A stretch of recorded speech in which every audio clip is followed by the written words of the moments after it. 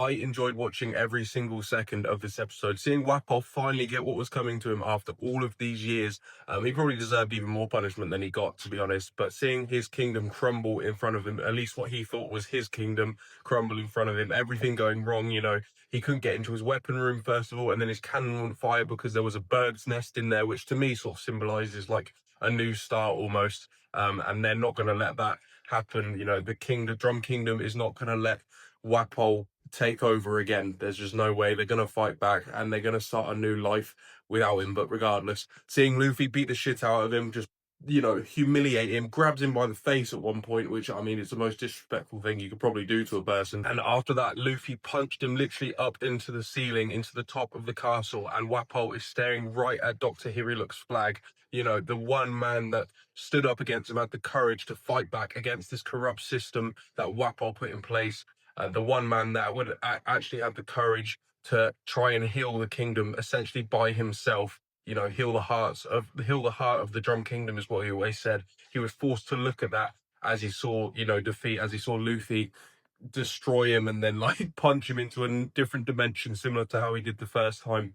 But I just thought it was so fitting that the last thing he saw of the Drum Kingdom was Dr. Hiriluk's flag. I thought that was a really beautiful and poignant moment that, after all this time, Dr. Hiriluk's influence is the thing that ended up ending Wapol's reign. This flag is what inspired Luffy to fight back against Wapol. I mean, he would have fought him anyway, but I think Luffy seeing this flag and seeing what it represents and seeing Chopper, how much it means to him and everything like that, sort of inspired Luffy to fight Wapol. And I don't know, I think there's something really beautiful about that. And it's not just Luffy, obviously, that's been inspired by Dr. Hiriluk. It's Chopper, it's Dalton, it's the 20 MDs, it's a bunch of citizens. His effect and his influence and his passion has sparked this sort of, rebirth of the Drum Kingdom. And I think there's something really like beautiful about that. Overall, it's always in One Piece. I always say it's so fun to watch the villains get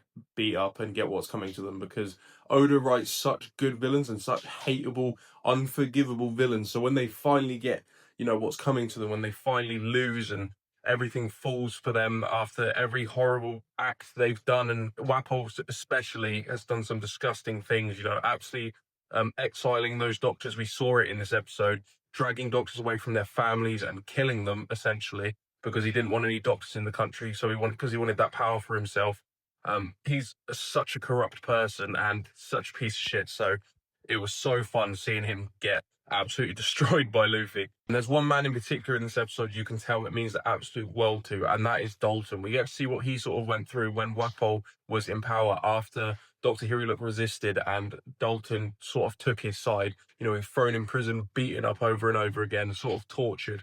And he was told that a country doesn't need to have a heart. What it needs to have is a system. And he was fighting back against that belief. Again, inspired by Dr. Hiriluk. And he was actually going to do what Dr. Hiriluk did, by the looks of it, sort of. Well, he was coming to the kingdom where Wapol was, to the castle, with explosives on him, and he basically hinted at the fact that he was going to blow himself up, and in order to take out Wapol and the castle and stuff like that. So, I mean, if that doesn't go to show how much he's willing to sacrifice in order to save Drum Kingdom, I don't know what does. But when he gets there and he finds Wapol's been defeated by Luffy, and also Chopper has defeated the subordinates and stuff like that, that's given Dalton and this country like so much grief and put him through so much hell, he crumbles to his knees and says thank you. And again, that's a really beautiful moment too. Yeah, this looks like the end of Wapol, the end of his reign over the Drum Kingdom, and hopefully the rebirth of the country, the healing that Dr. Hiriluk and Chopper always dreamed of.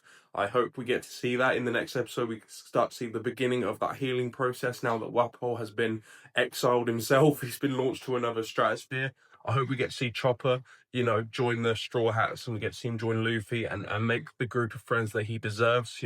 Like I said, if anybody deserves to have friends and a family and a crew, it's Chopper. This dude has been through absolute hell and back his whole life, and he deserves it. Do you know what I mean? But overall, I'm really excited to see, hopefully, the healing process and what happens with the Drum Kingdom now that Wapol is gone. I want to see what they end up doing with it, how they end up rebuilding their society, bringing the doctors back, hopefully, the ones that haven't been killed, if the 20 MDs start working for the Drum Kingdom. even though it's going to be hard to forgive him after they worked for Wapol, but obviously it was hard to fight against him because he had so much power and influence. But ultimately, I want to see what happens with the Drum Kingdom. I want to see it rebuild, rebirth, and, you know, have a whole new start. It's going to be nice, man. I'm really excited to see what happens there.